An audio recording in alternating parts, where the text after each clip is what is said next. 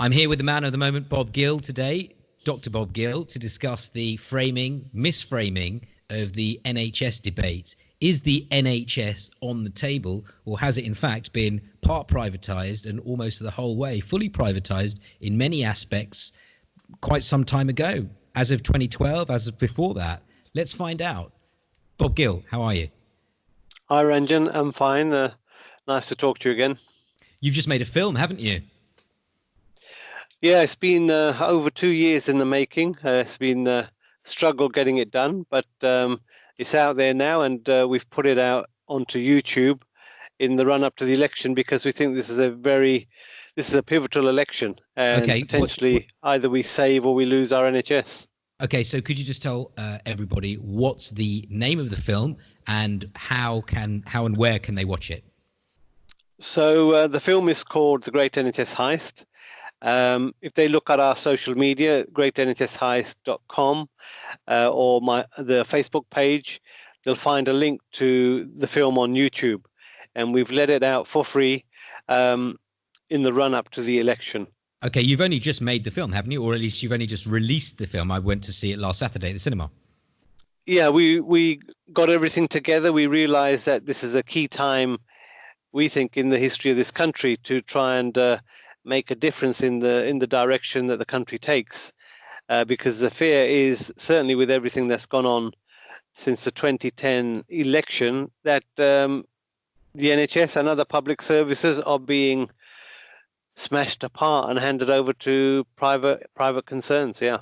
Okay, so before we get into all of that, yesterday there was a TV debate. It was the second TV debate between Jeremy Corbyn and Boris Johnson. And I was watching some of the BBC coverage before, during, and after. I have some observations. I'd like to go into that at some point. But just to say that as far as I could see, beforehand, they said, oh, Jeremy Corbyn's really going to have to pull something out of the bag. This is BBC bias.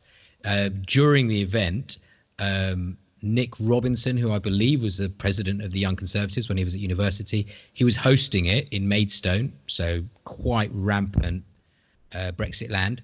And he said the only time he really pulled anyone up, he looked at Jeremy Corbyn and he said, you sent out an email to the whole country in which you said people could be waking up to, how would you feel if you had a 5-figure bill for your cancer treatment?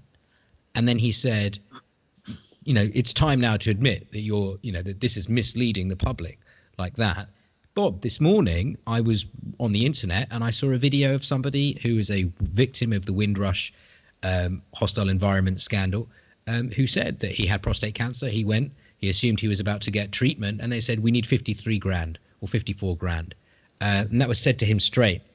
So that's on the basis that he doesn't deserve it, that he is not English. But hold on a second.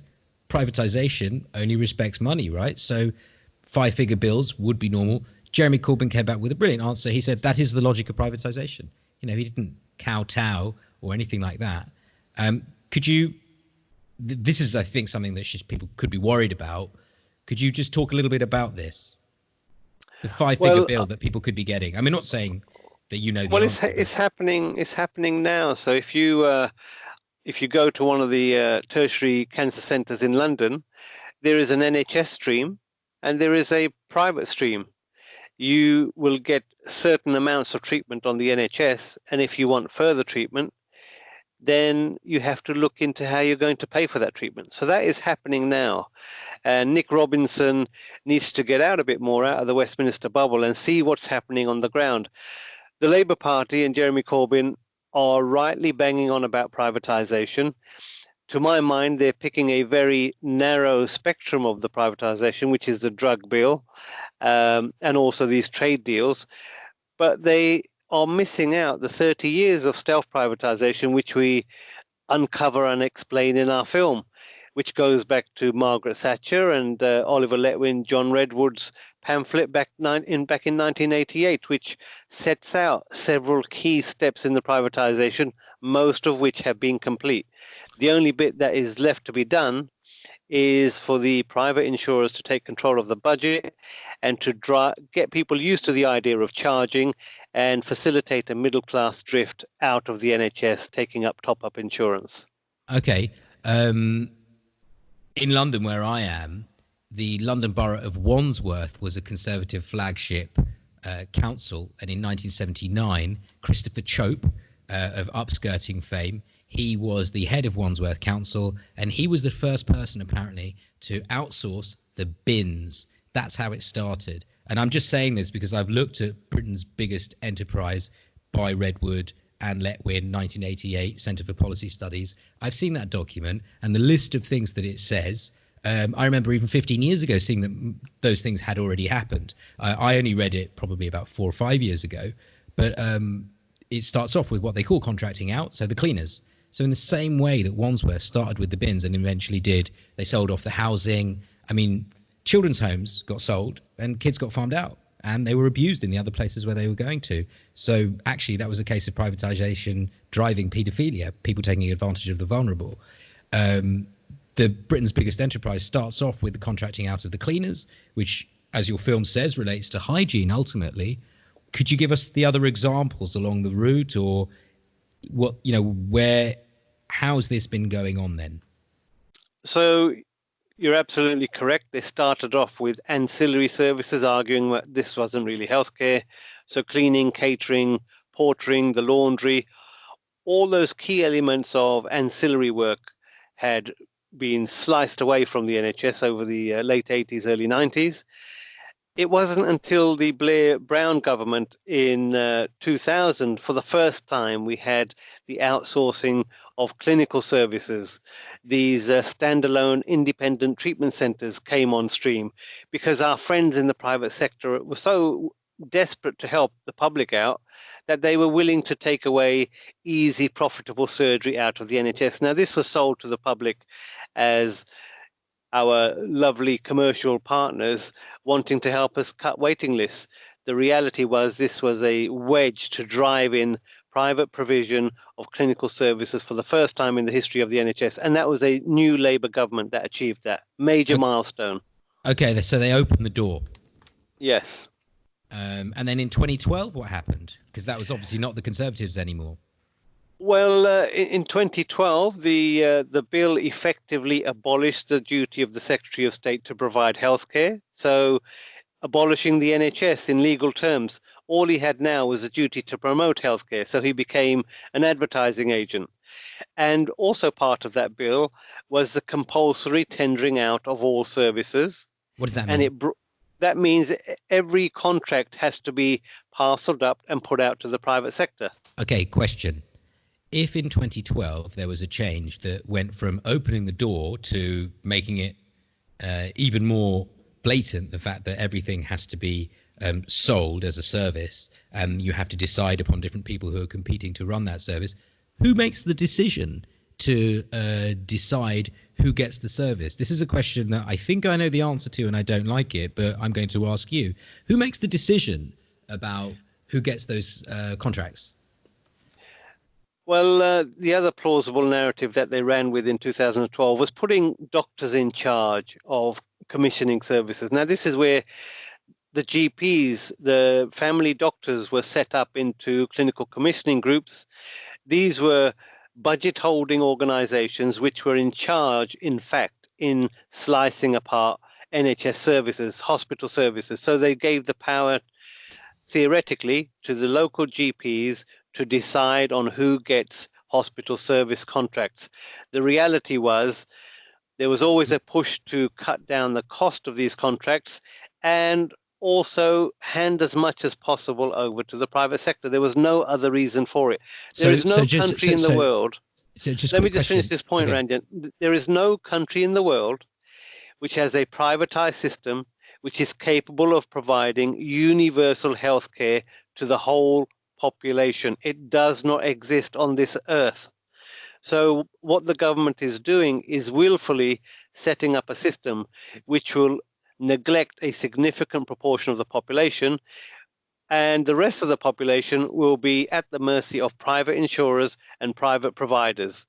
So the targets of these reforms aren't the poor and the sick, they'll be abandoned. The target of the reforms are the middle classes whose wallets will be aimed for by the drug companies, by the insurers, and the hospital providers. Right. So the target is to get middle class people on the NHS books and to forget about everyone else. Is that what you're saying? Look at it in this way. So the plan is to have a much increased spend on healthcare, not from the state, but from the individual. So in due course, you will have a transferable NHS budget where you can take off to a private insurer. So you buy top-up insurance to try and replace what the NHS used to provide, but no longer does. This is like the US world of deductibles and everything like that, isn't it? Exactly. So we're entering into a system very similar to the US, where you have Medicare and Medicaid, which is tax funded, to provide a safety net for those who the untouchables in terms of the insurance industry. So the state steps in with funding for residual care for those people. Meanwhile, so we're talking about old people and poor people, according to the demographic. So you will have something like a single payer system which will provide you a certain degree of healthcare, and that will be tax funded. Okay, so in terms of systems, so you've got universal system and you've got single payer, right? These are terms. So which universal sounds like everyone can be treated, and single but they're payer, not getting the same thing. So the state will provide a basic budget for everybody in the future.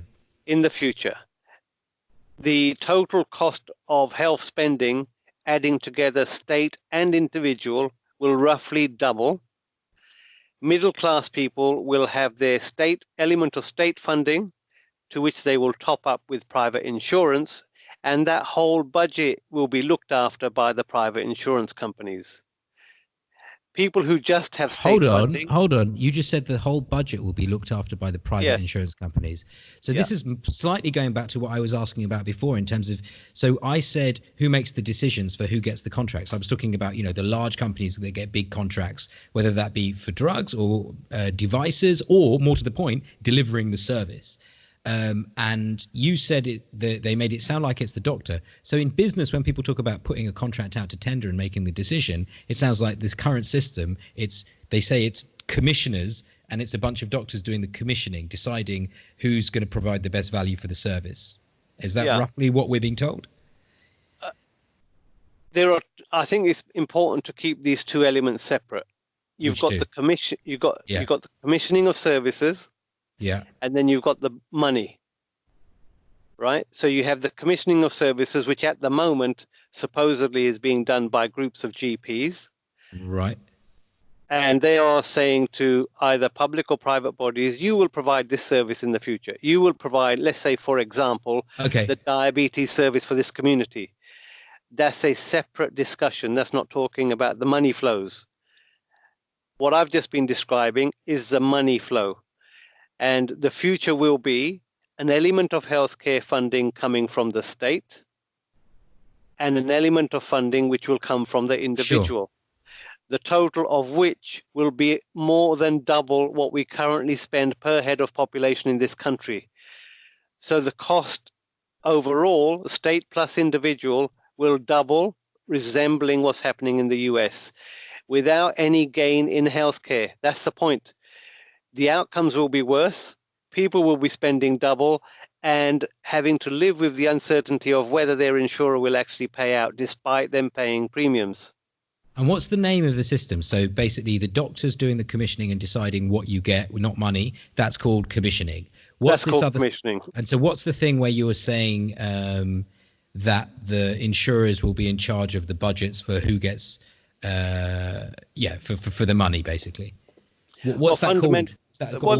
It's the control of the financial flow. So let me give you an example. In the US, United Health was commissioned by the state. That's the huge US health insurance company that is huge in the UK as well, by stealth. It's getting there. So United Health was providing the IT and the algorithms to manage the state element of funding, Medicare and Medicaid. So you have an insurance group in charge of the purse, right, as well as their own private policies. Do you see? Yeah. Are they already doing that here? They are in place here. They have a presence. They are doing that here.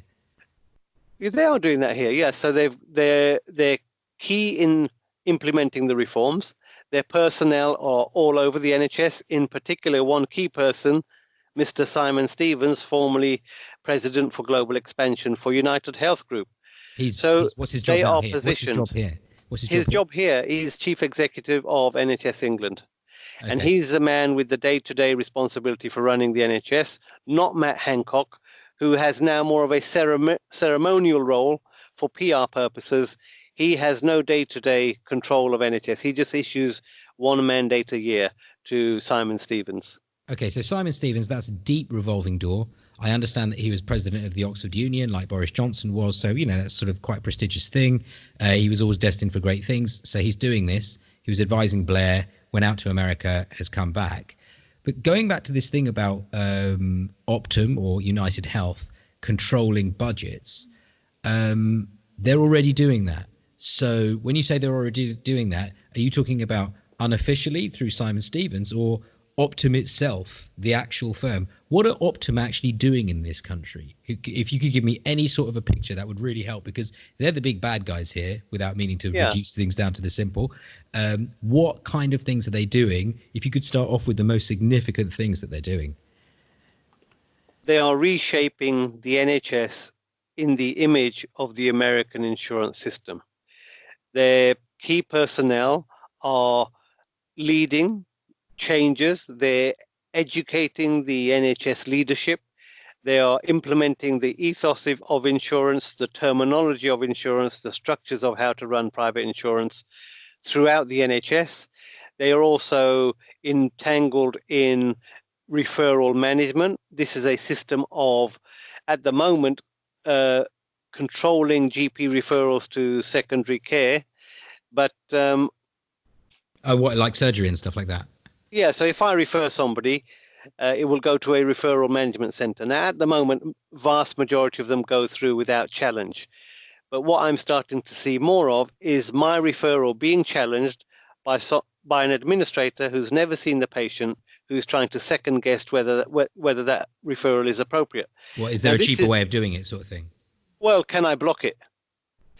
That's the point, because the American system is designed on the denial of care. And what they are doing with GPs at the moment is normalizing the concept of your referral being blocked.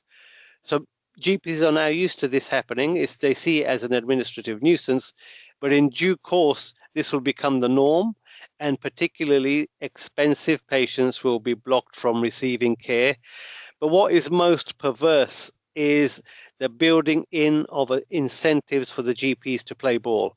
This is called the shared savings scheme, which has been incorporated into Simon Stevens' long-term plan, which will give the GPs a cash bonus by performing in a certain way. And that performing is to reduce referrals. If you remember from the Watergate tapes, there was a revealing conversation between Nixon and his advisor, Ehrlichman. And the key line there was, the less care you give them, patients, the more money you make, the insurers. And that's the game that our country is playing with people's health. That's the game they've embarked upon. Okay, I've seen documentaries about the opioid crisis in the US, and it feels like the US system is set up for that, or at least it's set up in such a way that that kind of thing can take place. I haven't considered this before, but if we're going to open the door onto the US system here, then all of the incentives will be, for insurance firms to be used, blah, blah, blah, until, they can't afford these heavy drugs anymore. And then people are addicted to drugs and they won't be able to get them anymore. And then they'll go onto the street, et cetera, et cetera. Yeah, I think that you raise a very current impact of how dysfunctional the US system is. It's primarily driven by profit. You had a company, Purdue Pharma, who marketed their addictive opiate drug OxyContin as being non-addictive. The marketing was very slick and downright disgusting in some respects. They were employing models and lap dancers to go and entice doctors to Right. prescribe their drug. They made false claims about the drug not being addictive. Then you had people who were given this pain relief for simple procedures who ended up hooked on this heroin-based drug. And in due course, as their lives fell apart, they were no longer able to work. They lost their health insurance, which was related to their work, and they ended up using street heroin. And that has led to the massive overdose problem, to the extent that there's an estimated 400,000 people who have died as a consequence of the opioid epidemic. And if you look at the root cause of that, the root cause is the healthcare system in America, which is deregulated, which is a wild west of drug companies charging what they like, doing what they like, claiming what they like, and the FDA in the pockets of these companies, letting them This is do the what they Food and will. Drug Administration, the people who This is the decide whether or not something is regulator. safe. This is the regulator for the drug companies. So you have this very corrupt, cozy relationship between policymakers in Washington, lobbyists from the health drug companies, from the providers, from the insurers, and these companies pay the regulator. So you have politicians and lobbyists and regulators all working to the same end, and that end is to maximize the profit for the corporations.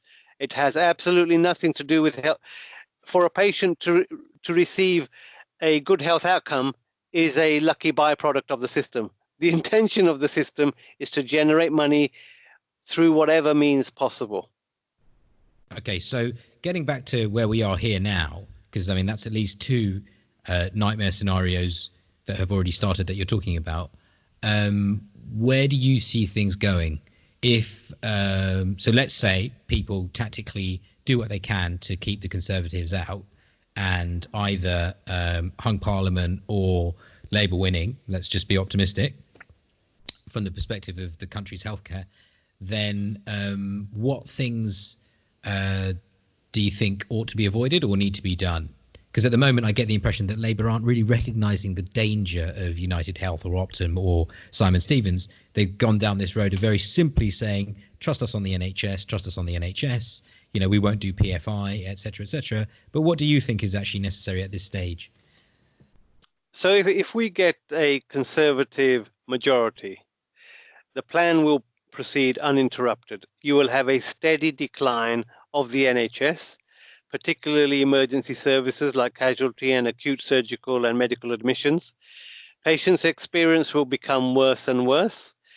The mainstream media will play their part in terms of demonizing the NHS as a structure. As all these negative headlines get reported again and again, you will slowly have a eroding of confidence between the profession and the patients in the system. This will facilitate a drift out of the system by the middle class, who will choose to buy top-up insurance, falsely believing that this in some way will help them out in the long run. The other catastrophe for healthcare in this country is those people with experience, those people with organizational memory, those people with a conscience who have the option will leave the NHS. So you have a downgrading of the workforce. The organizational memory will go. The ethos has more or less gone, or it's difficult to practice with a public service ethos in the NHS anymore. So you can imagine the devastating effect on the patients.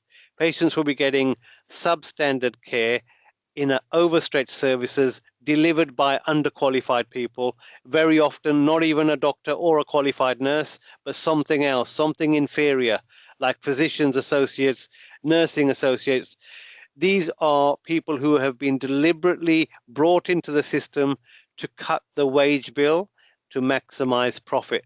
So you will have this Skid Row service and a middle class potential get out if they get top up insurance.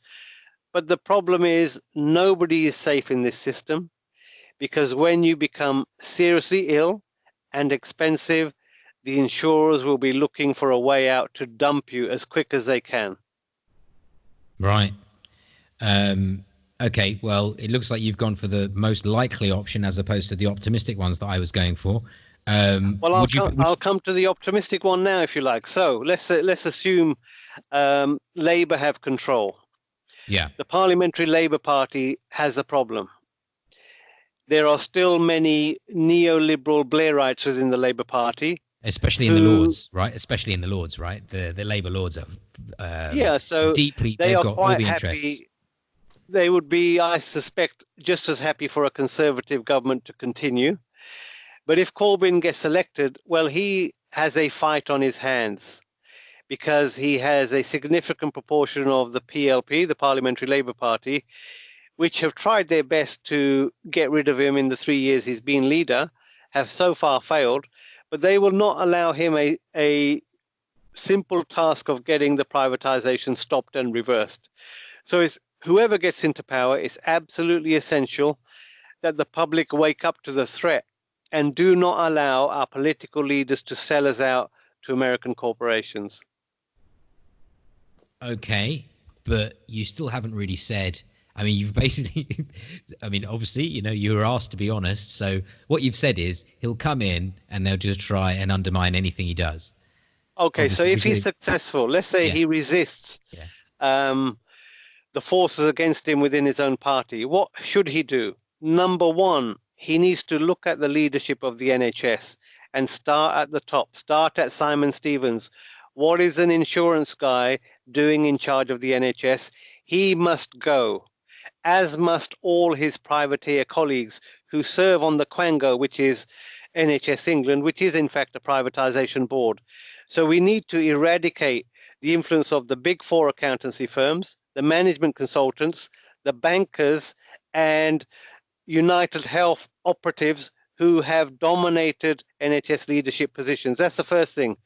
We need a regime change at the top of the NHS. Second, he needs to tell the staff that we are returning to a public service to stop the hemorrhage of experienced staff and say, look, we are no longer at war with you guys. We respect what you're doing. We're going to reward you for looking after the patients. We're going to return some of your terms and conditions that were removed. So we stop the situation from getting any worse. And then in terms of legislation, we need a straightforward act of parliament which repeals all the privatization legislation that has taken 30 years to get us to where we are and gets us something close to the 1948 settlement, which is a publicly funded, publicly provided, comprehensive health care, which includes dental care, eye care, and everything else that has been gradually sliced away from the NHS ever since 1948. Well, I think it's time for me to be a little bit difficult. You've been very good in terms of just getting straight to the point with your answers, but can I now be a little bit difficult? Sure. Now, let's say you go to a 1948 situation. Brilliant.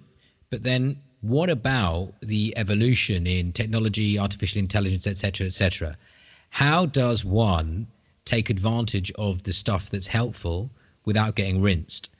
Because you can't just say, oh, everything's going to be made in England. So, people and devices and whatever it is that's out there and drugs, etc., etc. How does one go about making sure that one is still getting as good a level of access to what's out there as possible? Because it would be very easy to paint what you've just said as a return to 1940s technology or something like that. Do you know what I mean? People could just say, right, okay, you're against everything private, aren't you? You want everything to be made at home, therefore you're backward, you're a grey, miserable socialist. So what's your answer to the actual business side of, not even business side, but kind of just making sure that people get the best, or, as good as we can afford? Are we going down a North Korea road, or, what do you want? Okay, so the NHS has never been a North Korea road. If you look at the NHS, it has led development in healthcare as a system which is publicly funded and publicly provided. We were leaders in transplant surgery. Right, We are leaders in public health, right. immunization, nutrition, preventative care, universal antenatal care. We led the world on all those developments, and we continue to lead the world on development in delivering medical care. Nobody is saying let's put our heads in the sand and ignore modern technology. What we are saying is let's assess the technology on its merits. Let's not get caught up in the marketing and the advertising. Let's test things robustly. And if they work, we adopt them within the NHS. But we use NHS monopsony buying power to get the best deal. We do not break the NHS up and get every small area to buy their separate MRIs for the country. We go to the MRI producers and we say, we're going to buy MRIs for every hospital in the country. What is your best price? Because we are the biggest buyer of MRIs in the world. That's the power that the NHS needs to use. And it also needs to use that power with drug companies. And we mustn't fall for the spin that's coming from the free market fundamentalists that the private sector is the source of all ingenuity.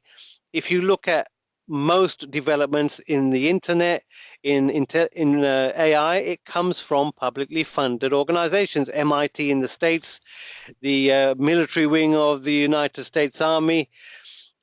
These developments have been commercially mobilized and profits extracted, but the research wasn't done by commercial entities because it would be cripplingly expensive. They've just exploited what the public has funded. 99% of the technology in an iPhone comes from publicly funded research.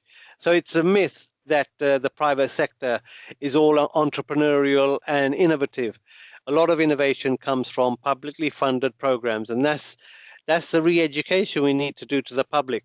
They're falling for the glamorous advertising. Let's cut to the chase in terms of investment that has occurred in the NHS where we've been sold a dud. And I'll name one example, Connecting for Health, which was a program to put all medical records onto a national database STEM. That was, interestingly enough, had some Simon Stevens involvement.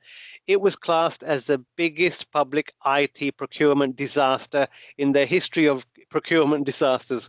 Wasted £16 billion My in God. some mad headlong rush into adopting some fancy new IT system. So And what that balance was, sheet? What balance sheet does that appear on? I mean, or disappear from?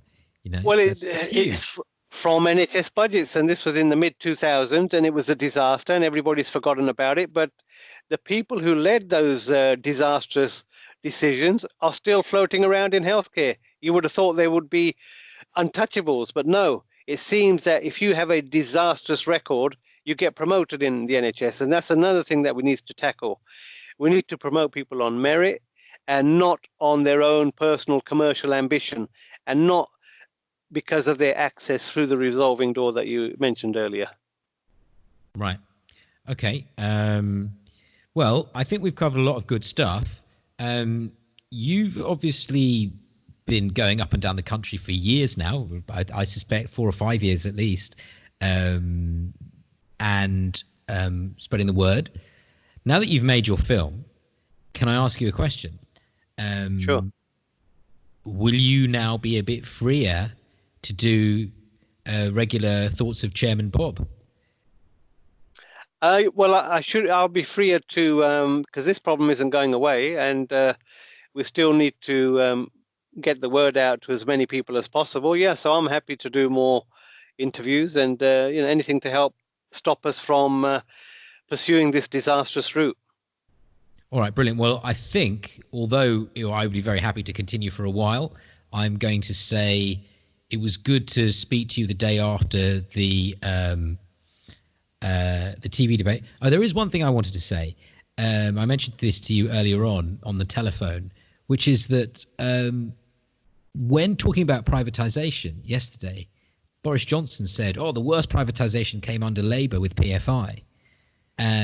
But just a few seconds before that, Jeremy Corbyn said, "You said you were building 40 hospitals, but you're only building 6." And Johnson said, "Yes, I am only building 6. That's right. We've got seed funding for the rest." So he's only got the money for 6. He's claiming to have seed funding for the rest. That sounds like he's doing more PFI, financial engineering, to talk about how to pay for the other 34 hospitals.